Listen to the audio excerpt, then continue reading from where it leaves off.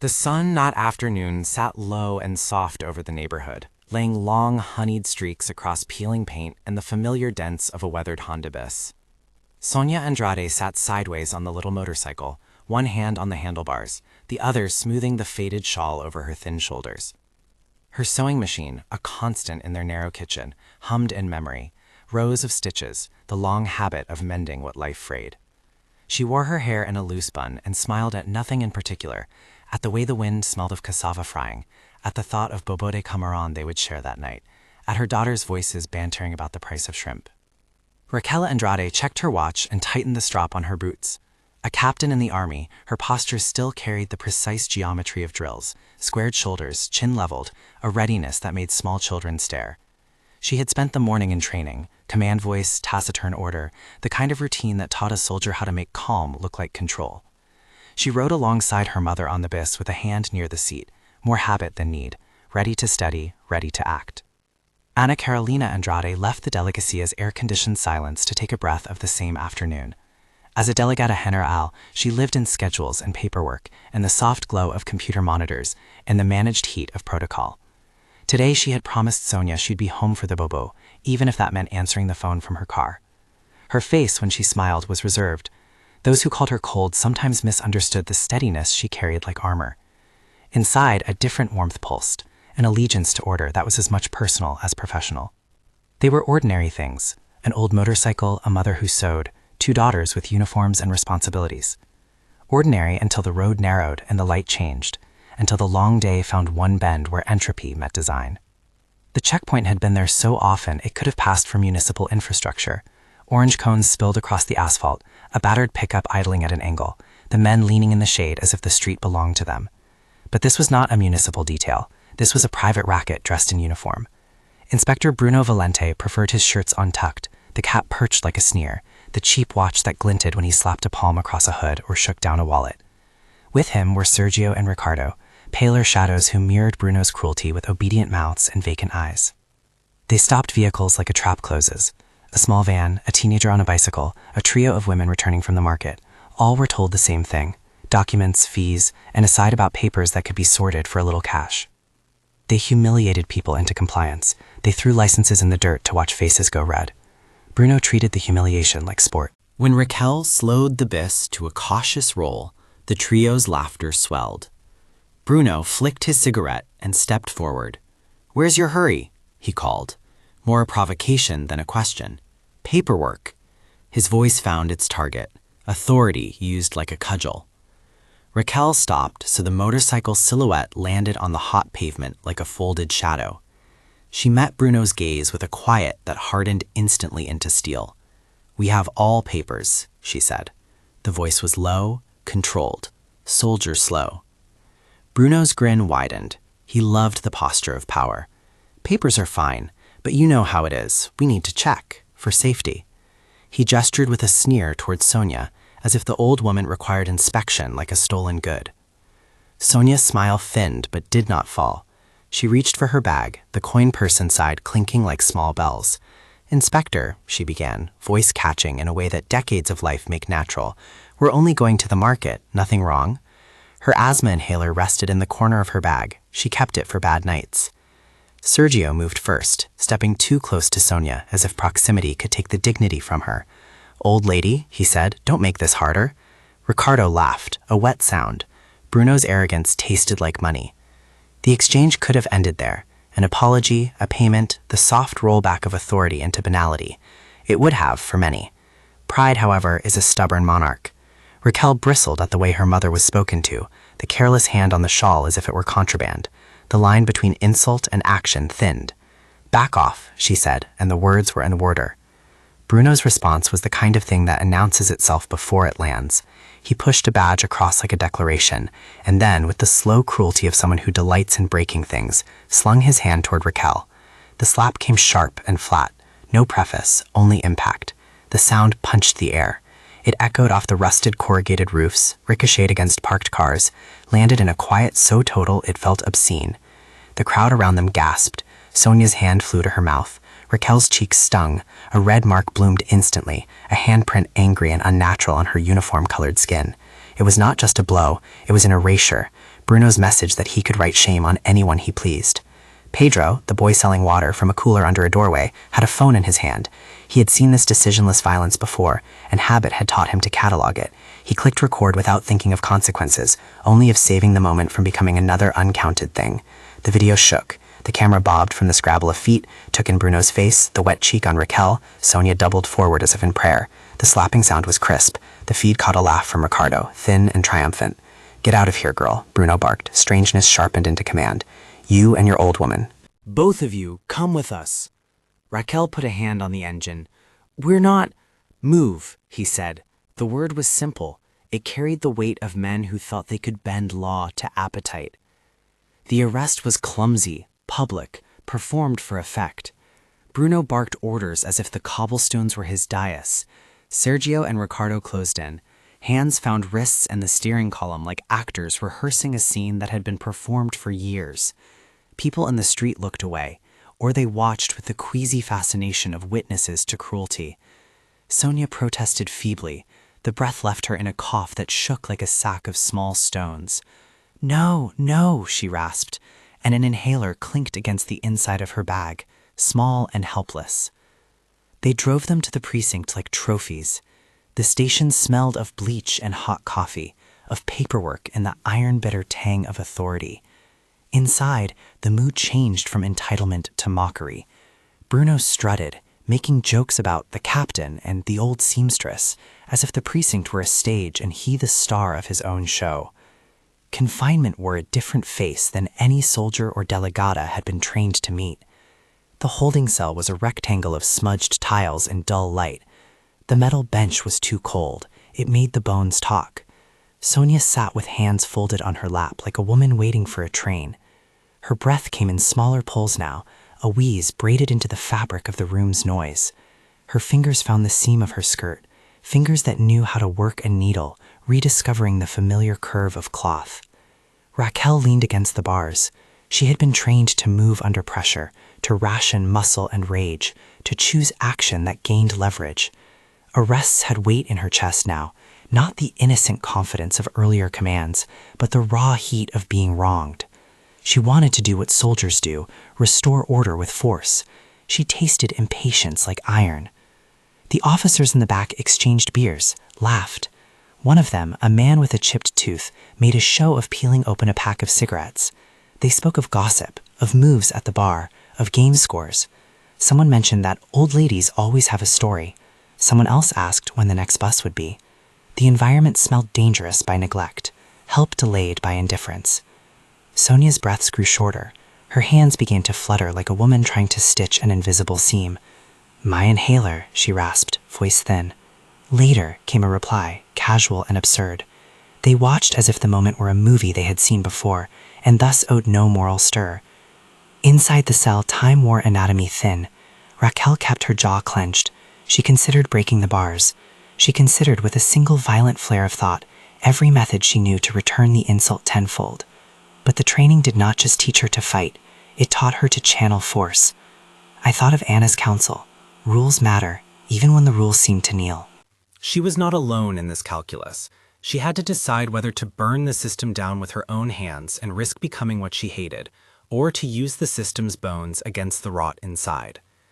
Outside, the world turned toward the small electric glow of a phone screen. Pedro's shaky video had landed on his nephew's WhatsApp, who forwarded it to a friend, who sent it to a group where people kept vigil for the small injustices. The clip's edges jittered. It was raw, the slap sound punctuating the otherwise ordinary soundtrack of the street. A dozen messages became 100 in 20 minutes. People tagged names. A teacher recognized Raquel from a photo and posted, "Isn't that Captain Andrade?" Another commenter outed a location. The video hopped like a live coal, one hand to another, the audience expanding. Lucas sat at his desk at the delegacia, thumb idly scrolling when the forwarded clip arrived in a group chat. An assistant by trade, he saw patterns where others saw noise. He noticed Raquel's uniform first, a particular cut in the shoulder, the way it fit across the chest, then Sonia's profile. A seed of recognition sprouted into alarm. He saved the video. He did not tag the group. He did what assistants do. He found the line to the person who could turn noise into action. He stepped into Anna's doorway with the phone like a small offering. Anna was mid-audit, pen hovering above a sheet of figures. The room's light flattened paperwork into a grid. She glanced up when Lucas knocked and then looked down again when he knocked harder, that small insistence that said this was not routine. Delegata, Lucas said, breathless with the small urgency that feels enormous in the body of bureaucracy. He played the clip. They watched the slop in a silence that grew thick and immediate. Anna's face did not change much in expression. Her features remained composed, but something in the motion of her mouth made the room colder. A memory flickered across her mind like a shudder. Sonia's laugh at the kitchen table last month, the way Raquel would not eat enough to save food for others. A flicker of personal grief tightened into a tool. Her fingers topped the table in a small, folded rhythm. She set the phone down and folded her hands. "You know them?" she asked, and the question was simple, as if logistics were the only acceptable entry point. Protocol, scale, facts. The part of her that was delegata leaned forward. She could feel the neat lines of procedure folding underneath something bigger, a personal affront given shape by video, by the sight of her sister's cheek reddened in public humiliation. Her training told her to remove personal bias. Her humanity made that impossible. But she refused the easy slide into spectacle. She would not make this about her. She would make it about law. "Seal the clip," she said, voice level, "and bring me everything you can on Inspector Valente, Sergio, Ricardo. Their patrol logs, any complaints, any notes, everything, now." Lucas nodded. He was a small man with anxious hands. He moved like someone who keeps too many details in play. He already had the state's unofficial list of troublemakers. He had seen names flagged before and dismissed because of the wrong hands. He left the screen with a furtive look, like a man carrying kindling that might flame. Anna sat very still for a long beat. Her mind methodically walked through the map of likely responses: press, outrage, politicians circling like vultures, public demands. She pictured Bruno's face in the clip, the smugness in his laugh. She saw Sonia's hand around her inhaler, the inhaler clicking like a small, inadequate drumbeat. She picked up her phone and dialed one number she had not used in years, one that bridged institutions instead of building walls: Corregedoria, the Internal Affairs Division with the mandate to police the police. The legal instrument of oversight had an institutional taste for procedure. It was also the only way to ensure that this would become more than a viral indignation. The line took, and a voice answered with a bureaucratic neutrality that belied the heat of the city outside. "I have evidence," Anna said, clear, precise, immediate activation. There was a pause on the other end, an intake of air as if they heard the slamming image too. Anna gave them facts, names, the location, the clip itself. She did not speak of family. She did not knead grief into the message. She used the language of obligation, an edge of cold steel wrapped around a hot core. She knew the gesture would destabilize the men in the precinct. Memory of other cases told her that when internal affairs disrupted the local theater of power, the ground shifted. Bruno would not be prepared for the kind of patient institutional pressure she was about to exert. If Bruno thought he had closed the book by slapping a captain and locking a mother in a cell, he had not counted on the multiplication of a single video. In the age of phones, every misdeed carries an audience. Anna and Lucas set in motion a chain: legal notices, sealed evidence protocols, the first confidential update to the Corregedoria field team. It was not vengeance. It was a surgical application of authority. In the holding cell, Sonia's breaths faltered. Her chest heaved in the manner of someone whose body had grown tired of waiting. She fumbled at her back. The men at the precinct joked and moved like men who expected applause. No one offered the inhaler. The city outside leaned in and watched through a different lens. Raquel's jaw moved as a small verb of restraint. She kept herself from shattering. She watched her mother with a soldier's focus. Every breath, every small falter noted. The urge to act was a kinetic thing. She felt its pull like the tension in a taut wire. She wanted to break the cell's lock with her shoulder. She wanted to drag Bruno into the street. Instead, she moved toward the corridor, seeking the sergeant with authority she could harness into procedure. "Where's the medic?" she asked, voice stripped to a blade. "Clinic's closed," an officer said, baffled as if the answer absolved them. "She'll be fine." "No, she won't," Raquel answered. A laugh, cruel, brash, danced down the corridor. Bruno passed in that moment, chest puffed with the certainty of men who had sharpened cruelty into routine. He saw the look on Raquel's face and liked it. He misread it as fear. "You'll learn," he said, "you and your mother." Sonia had never asked for these headlines. She had learned a craft with thready needles and patient hands. She had raised two girls who learned to keep their tempers in check until they had to be used. Now the old woman's breath thinned, her chest compressed in the way that makes the simple act of breathing feel dangerous. She reached for the inhaler again. The metal of the bars was livelier than the kindness she required. The video's spread, meanwhile, shifted gears. A neighborhood news outlet picked up the clip from a citizen's feed and ran a short bulletin. Grainy footage, the slop in a loop, Bruno's face in close-up. Comments filled with fury and support. "Shame," wrote one. "Where is respect?" wrote another. A local radio host cued it into conversation and called for accountability. A blogger posted a thread connecting the names to prior whispers of extortion in nearby neighborhoods. The digital swarm found purchase. The city's official channels could not ignore the heat. By dinner time, the clip had lodged like a stone in the municipal throat. In the delicacia, Anna felt the current of public attention like a tool she could shape. She considered making a statement but knew better. Words could be a flood that washed away traction if they were not directed. She picked up the phone and called General Alencar, a military man who recognized the currency of discipline and the cost of public humiliation to a uniform. She did not ask for war, she asked for an ally in preserving order through law. "We do not need spectacle," she said into the receiver. "We need evidence preserved in a public process that holds facts accountable. Can you ensure cooperation from your side?" On the other end, a voice that had commanded battalions answered with a careful pledge. "You have my support," General Alencar said. "We will stand by procedure." No interference except to secure the family. It was a cautious alignment of institutions, the kind of public safety choreography that shields families, and sometimes, if the momentum held, shames rot out of its hiding places. Anna set a chain of small, precise gears in motion: sealed evidence, notification to internal affairs, coordination with military council to remove any claim of conflict when a soldier appeared in a civilian complaint. She thought about press, about how to frame a narrative that could not be easily turned into a circus.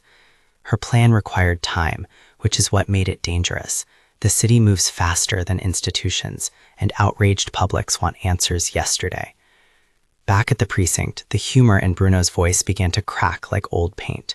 He noticed the hush that fell as men in plain clothes started to move through the station, people who did not belong to the local routine, detectives with the kind of badges that carry policy. The reloj of men's confidence paused. "You called them?" Bruno spat toward Sergio, who shrugged. "Maybe," Sergio said. "Maybe it's nothing." Bruno's phone buzzed. He ignored it until the third buzz, then looked down at a name he hated seeing, Corregedoria. His face tightened. The men outside the station's doors were no longer spectators. They were instruments of the law. Pride flickered and then collapsed into the first genuine taste of fear. He had built a small kingdom of small crimes, and the Corregedoria moving in felt like the first winter. In the cell, Sonia's breathing grew ragged.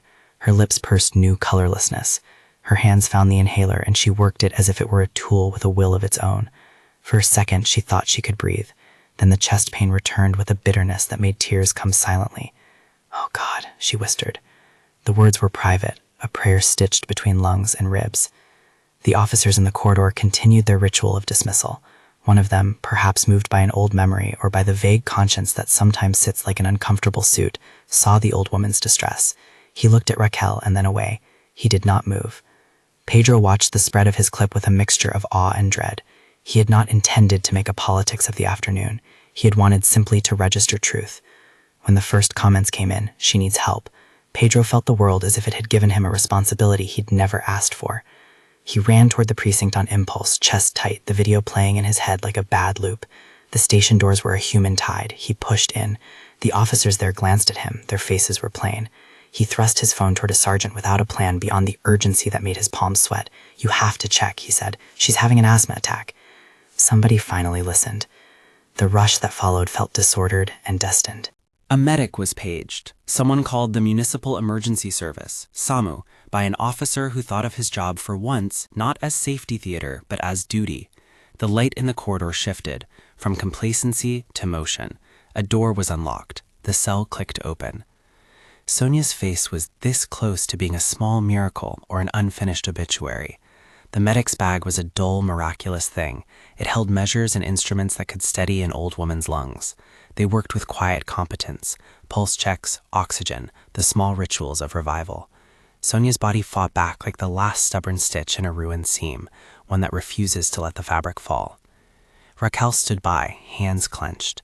She looked at the men who had mocked and kept themselves pleasantly ignorant. Her uniform carried a paradox. It marked her as both powerless victim and an embodiment of the state they thought to shame. She felt the queasy satisfaction that comes to those who have waited, a call for the moment when the law's machinery begins to turn. But she also felt the raw edge of fear that Sônia might not make it. Anna arrived at the perimeter of the precinct in that thin, efficient manner of people who move in departments. She had not yet entered to make a public statement.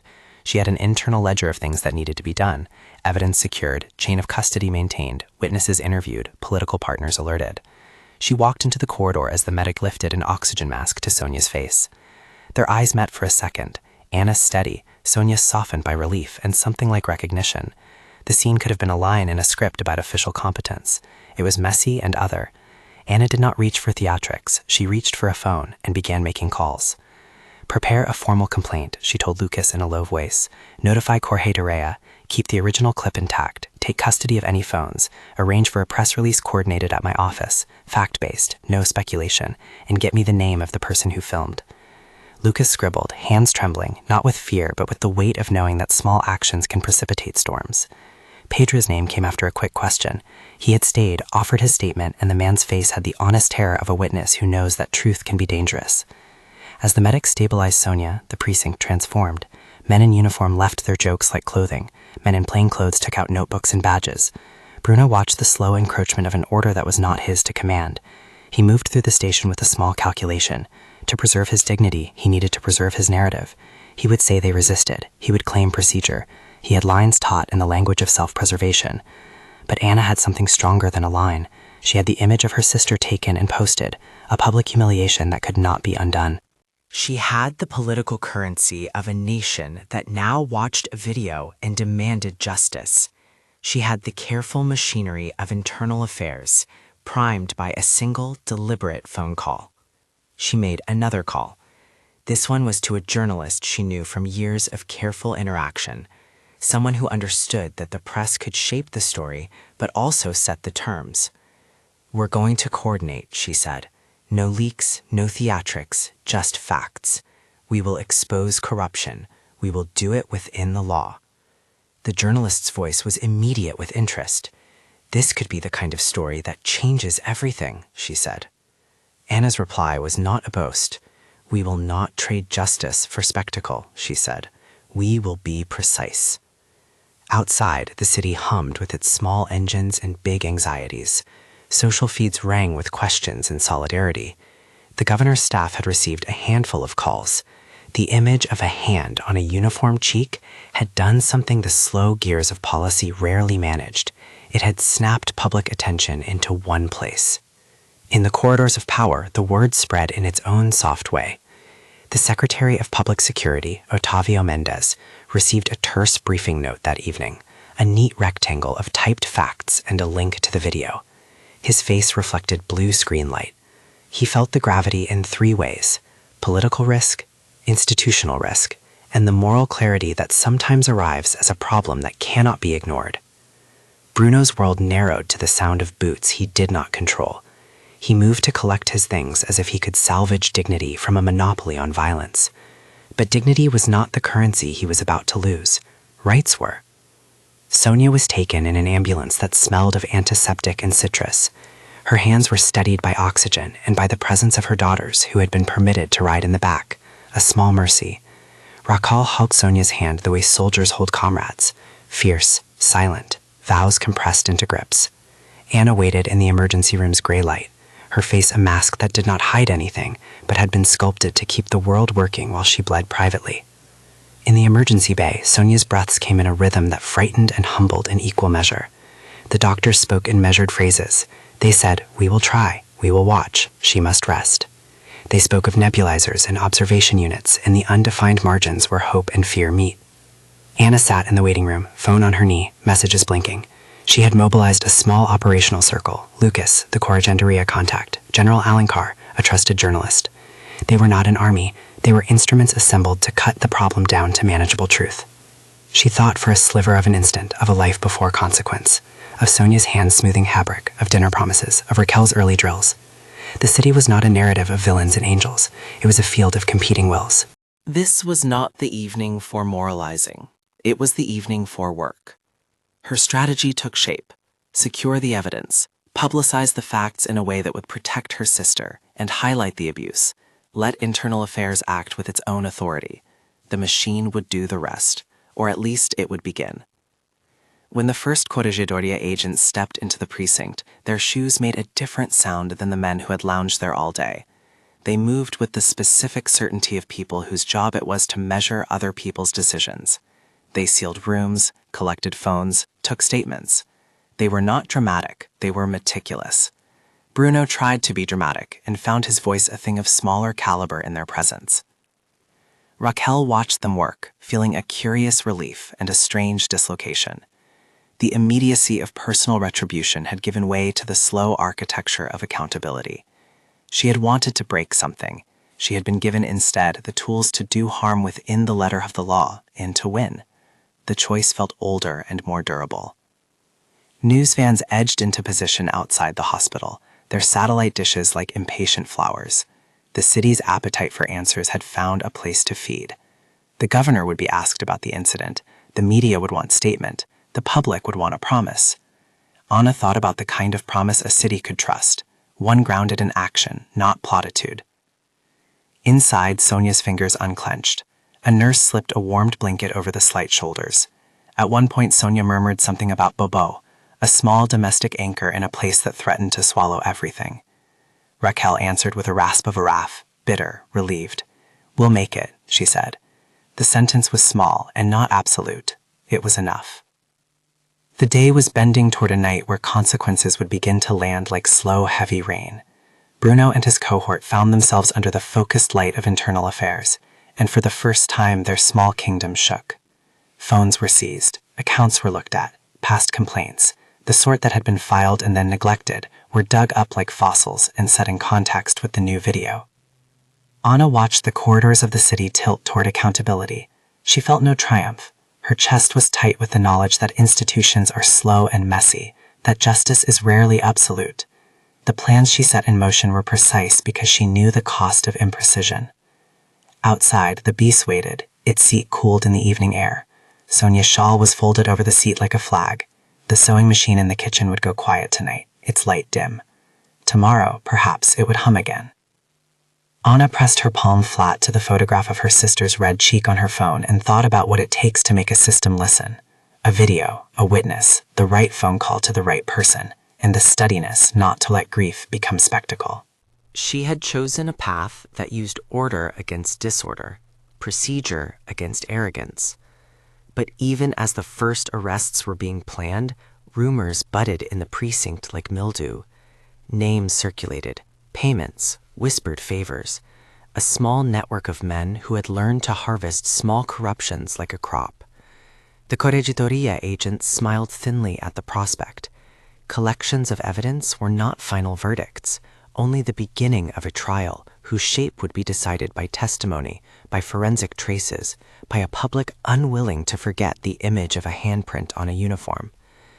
The night started to press, making the city feel smaller and more urgent. Anna prepared a short statement for the press, fact-based, calm. She wrote it with the care of someone who knows words can become both sword and salve. She would not promise eradication, she would promise process. And beyond the press rooms and the cold light of the emergency department, two women held a fragile line between pain and repair. Sonia breathed, Raquel watched. Anna planned. Down the corridor, Bruno pressed his back against a wall and reached for a cigarette he had not planned to smoke that day. He felt the beginning of a world reconfiguring itself around an image he had set in motion with a single slap. The phone in his pocket was a stone that could be used as either rock or wheel. What would follow would not be neat. Procedures would collide with politics, with media hunger, with the messy, stubborn reality of law. Allies would be contested, evidence would be contested. But one fact had already become irreversibly true. A single phone, held by a young boy selling water, had changed the evening's trajectory. What had been a private act of humiliation had become a public test. The night deepened. Anna's office light burned late. Lucas brought her the first printout of messages tied to Bruno's number. Nothing definitive yet, a constellation of small things, a grainy backup of an account where extortion could be glimpsed if the dots connected. The Corregidoria agents were readying to move. Pedro had been asked to sign a statement and sit for a camera-friendly interview with a local news crew. General Alencar confirmed that the army would refrain from official interference, but would protect the family. The pieces were lining up: cells for the corrupt, oxygen for the old woman, cameras for the evidence, and a public whose indignation could be focused into reform. There was a danger in becoming a spectacle, Anna thought, but there was also a possibility that visibility, when handled with law and rigor, could force a system to begin to mend. She stood and walked to the window, looking down at the street where the bis had been, the orange cones taken away, the place already trying to remember a time before the slap. She felt the weight of what she had set in motion, a long process that would demand patience as well as pressure. Somewhere, a press van engine idled. Somewhere else, a mother breathed through an oxygen mask. Somewhere in the precinct, a man named Bruno considered his options. In the quiet center of it all, a family waited, a city watched, and the slow, deliberate work of accountability began to churn like a machine that takes time to build every gear. Stay with this account. What happens next will show how a city chooses to look away or to hold its institutions to the light. Anna put her phone down and turned back to the room. She had one choice left to make this evening: to let the law be a tool of repair, not revenge. She would mobilize Corregidoria to act with speed and with the kind of care that leaves a public confident the state can be corrected from within. She drafted the formal request for an immediate internal affairs intervention, attached the clip, listed witnesses, and signed with the same hand that had once penned reports. Then she called General Alencar to confirm the army would cooperate in ensuring Raquel and Sonia's safety. The phone lines had a hum, the kind of hum that precedes decisions. Outside, the night held its breath. At the precinct, doors opened. Men who had thought themselves untouchable felt their steps falter under the new footfall. The Corregidoria moved with the patience of harvesters who know evidence, not spectacle, yields results. A phone was placed in a sealed bag. Messages were backed up. A list of name associations began to look less like gossip and more like a pattern. In the emergency room, Sonia's eyelids fluttered. Among antiseptic and the steady beeping of machines, the human story continued, frail, stubborn, luminous in its small things. A joke about undercooked cassava, a shared memory, a hand held until the breath steadied. This was not yet the end. It was the first undeniable moment in a longer story. The city's attention had been summoned. The Corregidoria was inbound. The family, bruised but gathered, readied for the legal choreography that would either bring truth to light or allow the rot to hide in shadows. And as the sound of distant sirens threaded through the night air, a different kind of narrative was being written, one where a viral image forced institutions to decide whether they served the people or their own. The evening closed on a small domestic image: Sonia's shawl folded on the back of a chair, the sewing machine's lamp dark, the bis cooling under the streetlight. The handprint on Raquel's cheek, washed and treated, still burned in memory like an ember that did not die easily. The city waited for the consequences to land. The Corregidoria prepared to move. The heart of the story was no longer merely a family's suffering. It had become a public reckoning. And in the hospital hallway, Anna touched the edge of a chair and whispered to herself, not a prayer, but a promise, to use law as remedy, not theater, and to see that those who had struck the innocent would answer for it. The Corregidoria moved like a well-practiced instrument, unflashy, relentless, precise. Agents in plain clothes threaded themselves through the precinct's corridors, while others sealed rooms and placed transparent evidence bags on the patchwork table in the booking area. Phones, SIM cards, cash, a receipt stub from a roadside churrasquino, tiny tokens of routine corruption were cataloged with the kind of patience that treats each detail as a possible hinge. Bruno's swagger collapsed under the steady competence of men and women who had been trained to notice the seams in narratives built for convenience. He watched bewildered as officers who had laughed with him an hour earlier offered terse statements. Some recited prepared defenses, others muttered, eyes lowered. The Corregidoria's notebooks were full of names, dates, small transfers, the kinds of things people forget until they are asked to remember. In one corner, an agent sat with a trembling local merchant who explained, in a voice made small by habit, how Bruno's crew had docked a percentage here and there, how a fine could be taken care of for a lunch of money instead of a ticket. Spoken plainly, the list did not sound monumental, but joined together, the details formed a map. In the back room, an evidence tech worked under a stark bulb, his gloved fingers coaxing data from a battered phone found in Bruno's locker. Messages scrolled across the screen. Short commands, blurred threats, small receipts. Names popped up. Vendors, motorcycle taxis, a local mechanic, people who had learned the cost of being visible. The tech made a copy and handed the device to the lead investigator with a quiet nod. The copy would go into a sealed envelope. The envelope would be logged. The log would travel toward a prosecutor's desk if the case held. Raquel paced in the corridor with a soldier's rhythm. Restraint had become a practice, not a weakness. She relived the slap's impact, the sting of shame, the way Sonia's breath had failed for a moment. But the movement through the station, watching accounts be logged, seeing the phones bagged, felt like a channel for anger. It let her do something other than break. She observed Bruno's posture as the corrugator questioned him. Small breaks of the mouth, lines around his eyes that spoke less of guilt and more of panic. Men who had built dignity from petty tyranny often discovered in these moments that dignity was paper thin. Anna watched it all with a calm that worried those who did not know her. She circulated between the hospital and the precinct, the edges of her world measured in phone calls and forms. She briefed the corrugator, fed them the clip, gave them the names she'd pulled from Lucas's quick sleuthing, and asked for forensics on the phones. She had learned to let anger be a lever rather than a solvent. She did not want revenge. She wanted consequence. An architecture of accountability that could be pointed to when someone else, somewhere else, decided humiliation was a game. At the hospital, Sonia's condition stabilized slowly. The UTI monitors hummed like cautious insects. Machines measured breaths, oxygen saturation, the rhythms of a body deciding whether to come back. Raquel sat in a plastic chair with her uniform still on.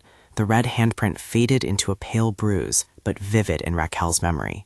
She rested her forehead on her knuckles and let her shoulders lower, the tautness of a coiled wire easing a fraction. The first press release was careful, as Anna insisted. It said little beyond fact. An incident was under investigation, internal affairs had been notified, and the family's protection had been requested. The journalist who had promised discretion kept to it, running an early, factual piece that drew a wider hand of attention without turning the family into spectacle. But social media did what it does. Detail bled into opinion, opinion into outrage. Screenshots of Bruno's face, the clip itself in slow loops, commentary, calls for resignations for more than the simple removal of a badge. The city's anger crystallized quickly. That public pressure mattered. It did not replace due process, but it tilted the movement of institutions. The Secretary of Public Security, Otavio Mendez, appeared at a carefully staged briefing the next morning. He did not shout moral absolutes. He spoke of obligation and urgency. He announced the opening of an administrative review and hailed the Corregidoria's action so far. Behind him, a placard announced the beginning of a task force. The phrase Operation Dignity glinted like a promise. The name had been Anna's idea, practical and symbolic at once, selected to make a rhetorical tilt towards restoration rather than simple punishment. The governor, less practiced in rhetoric, released a terse statement supporting the investigation and pledging cooperation. Political aides moved in the background, arranging the right optics, supportive, decisive, but careful not to seem to capitalize. Bruno, Sergio, Ricardo, held in separate rooms, separately read their rights and watched the hours stretch. The first interviews were consequential. Under recorded questioning, their narratives began to fragment. Bruno blamed the stress of making the streets safe, a phrase that had been used so often it had become a kind of script. Sergio and Ricardo offered the slender comfort of deals and leniency began to fold. Pieces of admissions leaked like seams. The phones yielded more, a transfer to a lunch spot after a checkpoint, a message confirming the car paid, a voice note that laughed about easy money. Each small note was a witness in itself. The prosecutor assigned to the case moved with eloquent caution. She was a woman who had dealt with tangled patronage before and who knew how to weigh evidence against political winds. Charges were framed: abuse of authority, extortion, and negligence leading to bodily harm. The late-night talk shows debated whether attempted homicide could be added. The prosecutor hedged, citing pending forensic clarification. When legal specifics were uncertain, she called them out as such. She did not invent. In press corridors, that prudence was both praised and criticized. Some demanded the harshest labels at once. Others warned against turning a judicial process into a spectacle. Yet the chain of evidence, video, phone messages, witnesses, the medical report of Sonia's respiratory distress, was strong on the weight of its concurrence. The clip had been the hinge. The corroborating testimony and the digital traces made that hinge turn. Bruno's defense initially leaned into denials and claims of procedural justification. He said they had acted under the rubric of public safety. It read thin in the face of the looped slap. The public, fueled by an image and a narrative of responsibility, watched as the law began to do its work. Meanwhile, Anna worked quietly to channel the public's energy into institutional change. She convened a small meeting between Corregedoria, the Secretary of Public Security, and the Ministry of Human Rights, an awkward triage of authorities with different remits. They hashed out immediate steps: a review of the precinct's complaint log, temporary suspension of the implicated officers, mandatory psychological reevaluations for patrol leaders, and the establishment of a hotline for citizens to report abuses safely. Anna insisted on fast, verifiable measures: sealed chains of custody, public reporting of actions within specified intervals, and the deployment of mobile teams to audit other precincts with similar complaints. Operation Dignity, in practice, became a bureaucratic machinery: teams, checklists, audits. But its name carried a force that mobilized civic energy. Raquel, exhausted but emboldened, found herself asked to speak at a modest community meeting held in the parish hall near their neighborhood. She did not want to be a public figure. She was trained to lead in the field, not on stages, but she agreed because she believed visibility, used deliberately, could protect others. At the meeting, she spoke in measured tones about accountability and about the difference between anger and action. She described the night's fear without spectacle, told the truth about her mother's vulnerability, and urged the community to file complaints when mistreatment occurred.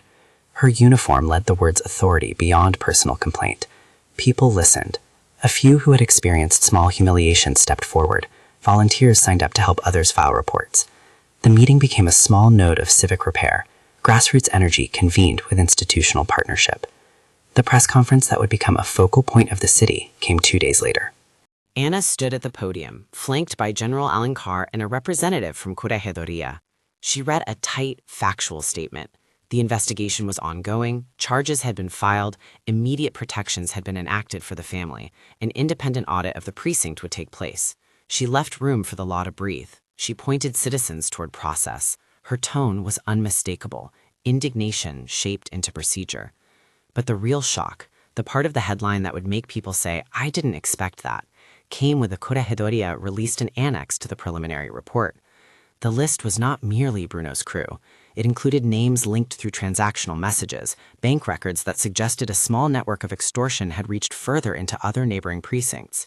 Some names were familiar whispers, others were indefinitive pending full verification.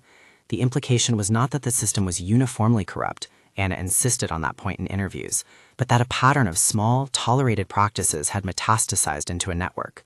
The city watched the list scroll like a slow unmasking. For many, the revelation was galvanizing. Politically, the fallout was immediate. The Secretary of Public Security announced a broader internal audit, and the governor promised legislative hearings. Opposition politicians tightened their rhetoric, calling for resignations and independent inquiries. Supporters of reform used the event to push for systemic instruments: mandatory body cameras on patrols and pilot precincts, an online portal for complaints, training workshops on human rights for officers in collaboration with civil society groups. Some of these ideas would become policy proposals, others would stall in committee. Reform, Anna knew, was a tide with eddies and undertows. Bruno's arraignment was televised in a city of middling size and high curiosity. He entered the courtroom with the roughness of a man trying to resurrect dignity that had been stripped. The judge read the preliminary charges. Prosecutors presented the clip, a stock of witness statements, and the initial phone evidence. Bruno's counsel argued for a narrative of routine policing. He minimized the conduct and called for step back due to stress and context. But the clip did not need context to shock. It showed a face and the impact of a hand. The rawness of the act was its own meaning. Testimony came from Pedro, the boy with the water cooler, who described the day in an honest, trembling voice. He did not seek glory. He had simply pressed record because habit taught him to preserve what he saw. His testimony landed with a particular moral force. A young citizen had used a phone, a simple tool, to hold power to account. The court took that testimony seriously. It was, in the simplest sense, a civic act. The trial's arc was not instantaneous justice. Defense motions delayed some elements. Legal technicalities required precise handling. But the combined weight of public glare, corroborating witnesses, and digital threads moved the case forward with a speed unusual for the system, accelerated, Anna would say privately, by public visibility and by coordinated institutional will. Some criticized the pace, worried about due process. Others celebrated the message. Abuse would not be hidden behind steel doors. When the verdicts began to land, plea bargains for minor accomplices, a guilty verdict for Bruno on counts that included abuse of authority and extortion, the city exhaled. The sentences were not melodramatic. They fit the law's demands. Bruno was stripped of his badge and remanded. Sergio and Ricardo, who opted to cooperate, chose plea deals that reduced their time but required public statements and restitution. The prosecutor warned that further investigations could produce more charges as evidence accumulated. Nobody claimed the outcomes completed anything permanent. They were steps, visible ones, into a longer campaign. Operation Dignity, in its initial months, became both administrative and symbolic. Mobile auditing teams reviewed complaint logs, cross-checked patrol reports, and pushed training sessions into precinct calendars. A pilot body camera program rolled out in 3 neighborhoods, the devices funded by a coalition of municipal and state grants, and overseen by civil society monitors to ensure independent review of footage. An online complaints portal launched, designed to capture reports with confidentiality and to provide immediate receipt numbers so that complainants could watch the progress of their cases. None of these changes eradicated rot overnight. The pilots had glitches, staff shortages, and the predictable bureaucracy of new tech, but they were visible, and visibility held power. Sonia's recovery unfolded more slowly than the headlines suggested. The UTI gave way to a general ward, oxygen lowered to nebulizers, nebulizers to inhaler use under supervision, inhaler to breathing without medical aids. Each small step was a victory, measured not in law, but in small domestic terms, a regained appetite, a laugh at an under-seasoned Moba trial spoonful, the ability to walk from bed to an armchair without gasping. The hospital gave the family a list of follow-up appointments, cautions about triggers, suggestions for physiotherapy. It was careful, measured advice, medicine's way of saying restoration is a sequence, not a single event. One afternoon, a nurse wheeled a small portable sewing kit into Sonia's room as a kind of jest, and the old woman's fingers closed around a thimble before anyone asked. The sewing machine's hum was a small prophecy. On discharge day, she carried her scarf and a plastic bag of prescriptions with hands steadier than 3 weeks earlier. The family escorted her home with a careful choreography of medications, rest periods, and a rearranged kitchen where the sewing machine's plug was tested twice for safety. The community that had gathered in the parish hall matured into a modest neighborhood committee. They trained volunteers in how to file complaints. They set up a rota to help elderly residents with bureaucratic forms. They pressed local patrol leaders for accountability in public forums. Anna, always the precise one, made sure the Correggidoria published periodic updates on disciplinary progress. She knew how easily progress could be lost in procedural fog. She wanted a public ledger of action. Raquel returned to duty in a modified role, temporarily placed in an administrative position while internal reviews moved forward. She fought for that reassignment. She wanted to be back in service, but not in a spot that would leave her vulnerable. She also accepted invitations to speak at training sessions, not to sensationalize her trauma, but to teach officers how power can corrode judgment. In those workshops, she was blunt. Authority without humility becomes cruelty. She told stories not to inflame, but to instruct. This is what happens in the absence of oversight. The longer-term reforms were messy. The proposed law to mandate body cameras faced resistance in some quarters. Budget concerns, union negotiations, technical obstacles slowed momentum. Yet pilot programs produced footage of routine stops that, when reviewed independently, exonerated officers in some cases and flagged misconduct in others. The presence of cameras changed behavior, if only a little. Officers spoke more cautiously, citizens felt slightly safer, and complaints turned into evidence more often than into rumor. Beyond the immediate precinct, the administrative audit uncovered fraying practices, cases marked unresolved that noted payments returned to informal hands, reports closed for lack of evidence. Some mid-level supervisors were disciplined, a few were reassigned, others placed on leave pending investigation. Investigators found ledger entries and transfer slips that suggested a longer pattern. Each discovery was documented and forwarded to prosecutors in a cadence that made the city feel like an organism slowly healing. Not everything was neat. Some accused the city of pursuing a political purge. Others felt reforms did not go far enough. Anna accepted the criticism as an occupational hazard. Reform requires compromise, and compromise opens space for partiality. She kept to the work. She met survivors of other incidents, read their statements, and directed resources towards those whose complaints had evaporated before the clip. Her office became a small hub for people who wanted the process to be fair, to be consistent, to be protective. Months after the slap, a municipal hearing convened in a theater that had once hosted plays and now held a different purpose: public testimony about policing practices. Citizens lined up with prepared statements. Academics presented data about complaint rates. Activists asked for independent oversight commissions. Anna testified with a measured, precise account of the Andrade incident and the institutional steps taken. She refused to let the story become solely about her family. She called for durable mechanisms to prevent the broadcast of petty tyranny and for the resources, training, oversight, technology that allowed decent officers to do their work without falling prey to small and corrupt choices. When Bruno was finally sentenced, years later, in the way legal systems move with the gravity of precedent, he stood in the small, fluorescent-lit courtroom and heard the sentence. It was not a theatrical moment of catharsis. It was ruin and consequence, and the end of a small career built on petty power. His name would remain in files, a cautionary tale. Sergio and Ricardo's names would be attached to records of cooperation. Other names remained indefinito, subject to further inquiries. The legal outcomes were neither a final cleansing nor an endorsement of systemic purity. They were instead a series of reckonings that would sit like stones in the riverbed, obvious, immovable, reshaping the current. Back home, the small rituals of repair continued. The repaired bis sat gleaming in the morning sun after its bodywork, new paint matching the battered old seat. Raquel washed the greasy fingerprints from Anna testified with a measured, precise account of the Andrade incident and the institutional steps taken. She refused to let the story become solely about her family. She called for durable mechanisms to prevent the broadcast of petty tyranny and for the resources, training, oversight, technology that allowed decent officers to do their work without falling prey to small and corrupt choices. When Bruno was finally sentenced, years later, in the way legal systems move with the gravity of precedent, he stood in the small, fluorescent-lit courtroom and heard the sentence. It was not a theatrical moment of catharsis. It was ruin and consequence, and the end of a small career built on petty power.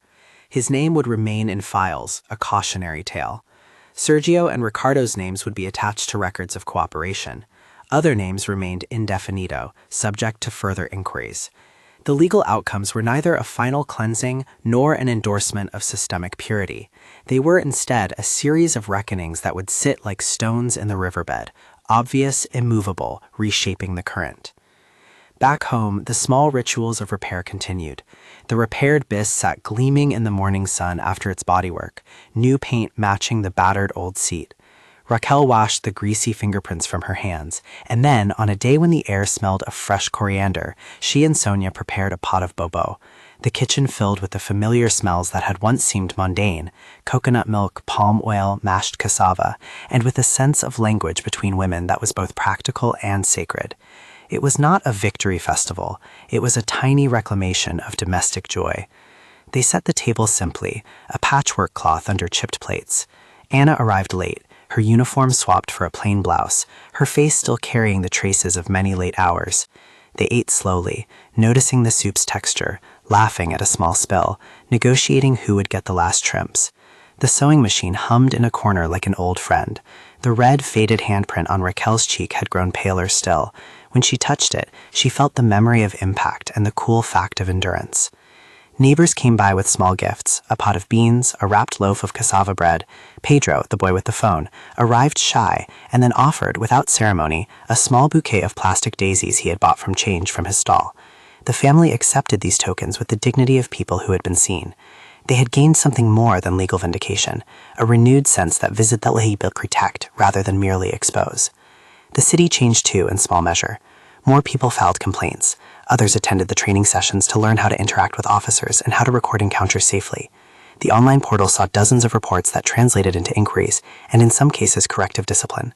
The pilot body cameras showed promise, but also raised questions about privacy and data governance. The conversation about reform became less about symbolic gestures and more about institutional scaffolding, how to ensure evidence was preserved, how to prevent retaliation against complainants, how to fund oversight without it becoming another political football. Anna, in quieter moments, reflected on the moral weirdness of her role, how law could be a weapon of repair, and how it was also an instrument prone to misuse. She learned to accept small victories and to track them the way a seamstress tracks a difficult hem, careful, patient, sometimes frustrated, but committed to completing the stitch.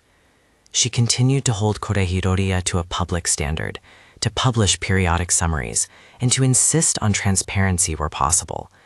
She held off on triumphalism. She knew, intimately, that systems are built of habits, both good and bad. For Raquel, recovery was ongoing, physical and moral. She returned to duty in time, carrying not only the uniform's weight, but a new sense of mission.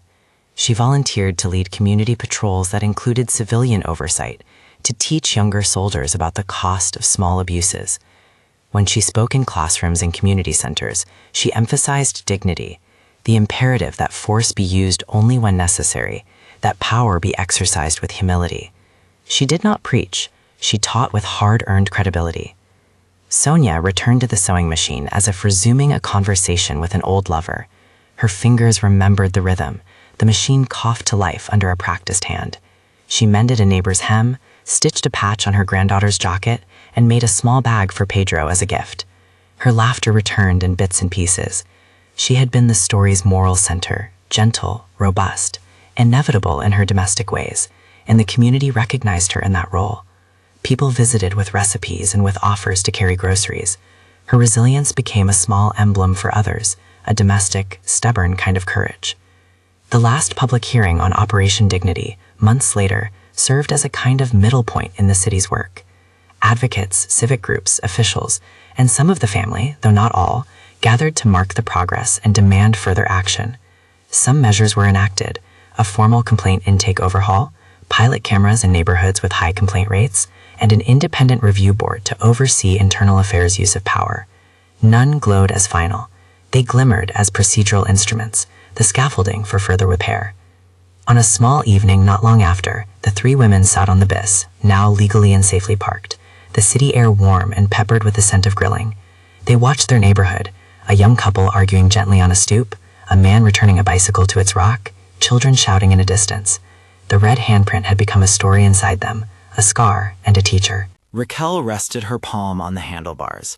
Anna scrolled through messages, some supportive, some angry, all part of the public ledger, and Sônia hummed a tune that felt older than the city.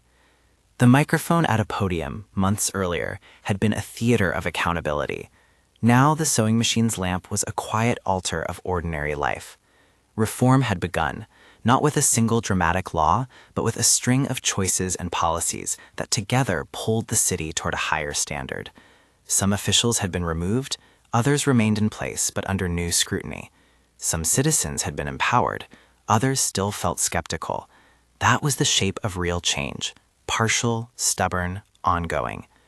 In the evening hush, Anna said little. She thought of the clip and of the boy who had pressed record. She thought of the Corregidora agents who had worked without drama. She thought of the machine of law that could be used to heal instead of wound. She knew the future would demand vigilance. She knew the reforms could be rolled back if neglected. But she also knew that a small, very human defiance had taken root, the refusal to let petty tyranny be invisible. Sônia ladled the bobo into 3 bowls, the steam curling like a benediction. They ate slowly, each bite a small reclaiming. The biz glinted in the streetlight, repaired and ready for the next short ride to a market. The sewing machine hummed in the corner, a steady domestic drum against the long, jagged cadence of public life. Outside, the city breathed, a city burdened but trying, a public that had watched and for once had insisted institutions respond. When the last spoon had been set down and the lamps were dimmed, Anna rose and looked at her family, their quiet gathering a small triumph against the arrogance that had tried to break them. She understood now, more clearly than before, that law without human purpose was hollow, but also that anger without law could burn down what needed to be rebuilt. She closed the door softly, and the house kept its small warmth. The red mark on Raquel's cheek would fade further. The memory would not. In the quiet that followed, each woman returned to the small practice of living, mending, cooking, guarding, and teaching. The city's institutions continued their work. Audits, trials, reforms, more hearings, stubbornly slow but visibly moving. What had started as a single ugly act had become something larger, a testing of the city's will to hold its guardians to account. People would argue over the adequacy of reforms. Some would call the changes cosmetic. Others would call them transformational. The truth sat somewhere in between. Tangible steps had been taken, and the path to real, durable reform had begun. In time, the story of the slop would be retold less as a single scandal, and more as a case study in how technology, civic pressure, and institutional resolve can combine to create accountability. Pedro would go on selling water, and sometimes to help with local youth groups. Bruno's name would remain part of file cabinets and cautionary speeches. The biz would continue to carry women to markets and to doctor's visits. The sewing machine would stitch new things. The city would remain noisy and imperfect, a place where dignity required constant vigilance. As the lamps went out, the family slept within a small orbit of safety. Their lives were not restored to a pre-slap simplicity. They were altered, steadier in some ways and more wary in others. The reforms in the city did not erase the past, but they laid tracks for a better future. They were the beginning of a promise that when the powerless are struck, the city will not always look away. If you were struck by this account, consider supporting local oversight efforts in your area and share this story so others can learn that visibility and the steady work of institutions can, when harnessed rightly, become instruments of repair. If you want to see more stories like this, subscribe and tell us where you're watching from. What city holds your faith in accountability?